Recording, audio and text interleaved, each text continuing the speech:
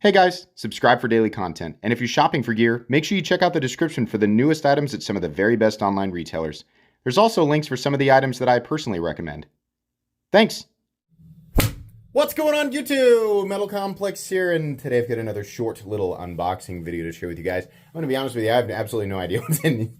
I know, CJRB, if you're watching, I know you guys were like, hey, we want you to know that these are coming. And I remember the email. I have no idea what these are. I don't know why that makes me laugh. My memory is terrible. But I will link whatever they are down in the description. As per usual, this is just an unboxing and first impressions anyway, so it would be pointless to review them right out of the box. That's kind of what makes this fun. But if you didn't know, when you see the box and I open the box, that's an unboxing. Apparently some people are confused by that. Thanks to my patrons for supporting me, and please make sure to follow me on Instagram at metal_complex. Okay, so I'm going to move these because sometimes the camera has trouble focusing on more than one thing at a time. So the first knife here is, it doesn't feel too heavy. Oh, yeah, okay. Oh, it's the new, nice, okay. I got these confused. Apparently it's this one. The other one is the one I was calling the mini pyrite. It's this one is the mini pyrite. But now we have Ultim scales. Does it fall? Yeah, it does. That's pretty cool. That works. So if you like Ultim, then here's an opportunity to pick something up in Ultim that is, you know, one of the, well, it's a mini version of one of the most popular budget knives of 2023. So that's cool. I mean, everybody's kind of jumping on the Ultim train right now, and that's fine. I'm happy to welcome new trends, right, when they're just kind of fun and whatever. I happen to, you know, now kind of like Ultim. In the beginning, I was like, what? It's so weird. I'm not sure if I like that. But yeah, I kind of like it. It doesn't feel quite as cheap as your, like, flat injection mold plastic, right? Or your, like the stuff that they put on the bug out, whatever that is, GFN, whatever. So yeah, there you go. Neat. Apparently, I mean, if you guys are watching this right now, it means that these are available. So there you go. What we got? I like to go by weight. Yeah, I'm gonna say that one's the next heaviest. So, I mean, I feel like a lot of the weight is actually coming from the box itself. So this, okay, we have another version, another version of the mini pyrite. What do we have here? What's a steel on this one? I was waving it around. It's AR RPM 9. That's kind of what I expected. So these are all, if you're wondering, like, you have so many of those now. Are you going to give them away? Yes, I will give them all away. Oh, okay. We got, this is carbon fiber. Got to say, I wasn't expecting to see one in carbon fiber. I do like the big lanyard barrel where they've done, it's a Spyderco style lanyard barrel, right?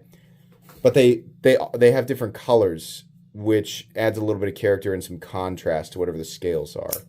So this is carbon fiber, and once again, whoops, sorry, earthquake. Once again, M390. Is this like blue?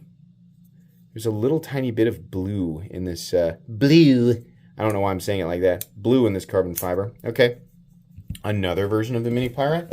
So my assumptions on weight are just nonsense, because if they're all mini pyrites, then that means all these boxes weigh exactly the same, and I'm trying to pick up on something, an element that is just not present. Okay, yeah, we have yet another. And now this is the one that looks like the mini pyrite, or what I assumed the mini pyrite would look like, but it's not. Unless I am, again, incorrect. I'll have them correctly linked in the description, right? So, yeah. This is the one that I thought was the mini pyrite, but it's called something else. And I always forget what it's called. Does it actually say on the box? It'll say in the description, because after this video, I will have these. If you don't know, these videos sit, like, if you ever look and you see my pinned comment and you're like, how did he leave the pinned comment 2 or 3 weeks ago if the video just uploaded today? Because the video was recorded 2 or 3 weeks ago and it was set as scheduled, meaning nobody can see it on the channel until I actually make it public. So I can leave comments and pin them beforehand, then schedule them, and then they post on the date that I choose. That's how. So 3 weeks is plenty of time for me to go and look up the correct information on these knives and actually link it in the description. That way, you know, everything's correct. By the time I get around to doing the reviews, all of the correct information will actually be in the dialogue of the video. But these unboxings is just a fun way for me to sort of experience things blind, intentionally. I like to do that. I like to, have my blind information so you guys can be entertained by my general fumbly nature, right? But if you want all of the accurate details, you can simply click on the link and get them. But yeah, this is just kind of how I like to do things. I know that some people are confused. The channel's been around for, we're going on 5.5 years now, but there are way more people here now than back in the early days when it was just a few thousand of us and everybody kind of knew what was going on. So if you're new and you didn't know, this is kind of how I like to do things. All of these have been very consistent. All of these, I know people are cringing because I'm not wearing gloves. I'm trying to pinch it back here. All of these have, so this is now 5 of these new models with CJRB. And if you're wondering, why don't you do that with every single knife that you unbox? It's because I, here in the last year or so, have seen more failures on inexpensive plunge locks than anything else. And it bothers me. So I've been testing them all. Now, CJRB, I've never had a problem with. All of their plunge locks have been great. I have had some issues with some other companies. Another company that I've not had issues with so far is like Civivi, right? So yeah, these are cool. If you like smaller knives and you like button locks, you don't have to go with Ultim. They have a bunch of different flavors, I guess. But yeah, these are actually fairly easy to manipulate. I'll tell you, the one with the big opening hole, the actual mini pyrite, is substantially easier to manipulate than the version with the thumb studs, I think. And that's really only with the reverse flick. Here's the other thing, got to point out though, you don't even have to use the thumb studs or the thumb hole. Because it's a button lock, you can just push the button and it should come out. That one's having a little bit of trouble though. You can do that. This one I think just falls. Yeah, you can use them. I mean, that always brings up questions like, does that technically classify as a gravity knife? And the answer is, I honestly don't know. You'd have to ask a lawmaker in your area, right? Or you'd have to ask somebody who, not necessarily a lawmaker, but somebody who knows like how it's going to be classified, right? So don't risk that. But anyways, yeah, these are neat. I'd actually like to weigh them real quick. And for those of you who have never seen them, compared side by side with the other members of the pyrite family, fear not, for I will do that for you real quick here. I'm just trying to get these out. So we'll do this, and this is the actual mini pyrite, and we'll do this, whatever this other model's called. I always forget. So, and we're also going to zoom the camera in. There we go.